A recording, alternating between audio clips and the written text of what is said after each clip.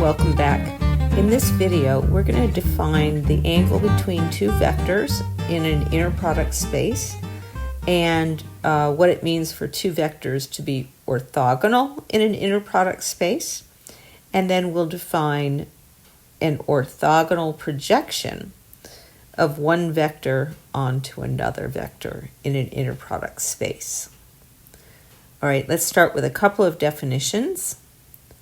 So first of all, if U and V are any two vectors in an inner product space, capital V, then we're going to define the angle between the two vectors, U and V, and we're going to define what it means for U and V to be orthogonal.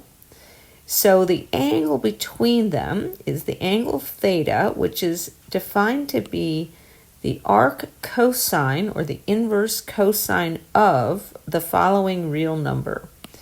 It's the inner product of U with V divided by the norm or magnitude of U times the magnitude of V. And remember that to get the arc cosine of a real number, we're taking the angle theta to be between 0 and pi. We have to restrict the domain of the cosine function. So if two vectors are orthogonal, that means that the angle between them has to be pi over 2. So the inner product of the two vectors has to be 0, because then the arc cosine of 0 we know is pi over 2. All right, let's look at an example. So let's use the inner product defined on the vector space of all functions continuous on the closed interval from -1 to +1. Let's define the inner product to be the definite integral from -1 to +1 of the product of the two functions, f and g. All right, and let's use that inner product to find the angle between the two functions f of x equals x and g of x equals x squared. So using the definition of the angle between two vectors, we get theta has got to be the arc cosine of the inner product of x and x squared divided by the magnitude of x times the magnitude of x squared in this inner product space. So let's compute the inner product of x and x squared, the numerator of that fraction. So the inner product of x and x squared has to be the definite integral from -1 to +1 of x times x squared, or x to the third dx. Now that is going to be 1/4 x to the fourth evaluated from -1 to +1. So it's going to be 1/4 minus 1/4, or just 0. So now I don't even have to compute the norm of x and the norm of x squared to get that denominator of that fraction, because I know that theta is just going to be the arc cosine of 0, and that is pi over 2. In this particular example, the two functions x and x squared happen to be orthogonal. Let's look at another definition.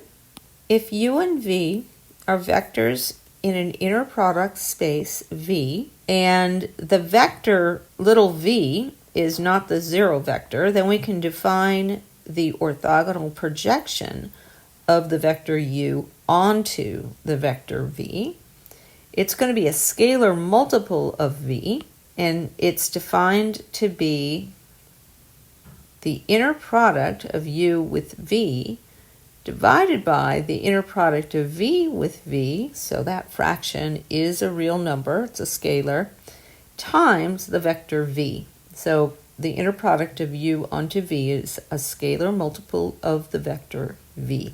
So let's look at a picture in R3 or R2. We can draw vectors in those vector spaces. So here's a vector v, here's another vector u. Now if I want the orthogonal projection of u onto v, I drop a perpendicular down from the terminal point of u onto the vector v, and I draw that vector. There's the orthogonal projection of u onto v. that's the dot product of u with v divided by the dot product of v with v multiplied by the vector v. Notice it's a scalar multiple of v. Now what's so special about this is that that orthogonal projection is the closest scalar multiple of v that we can find to the vector u.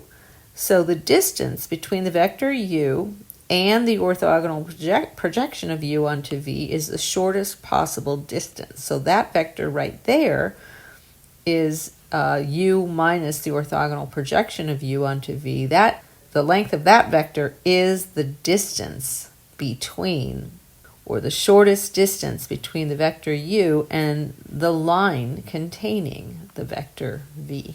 So we generalize that using inner products on other vector spaces. Let's look at an example.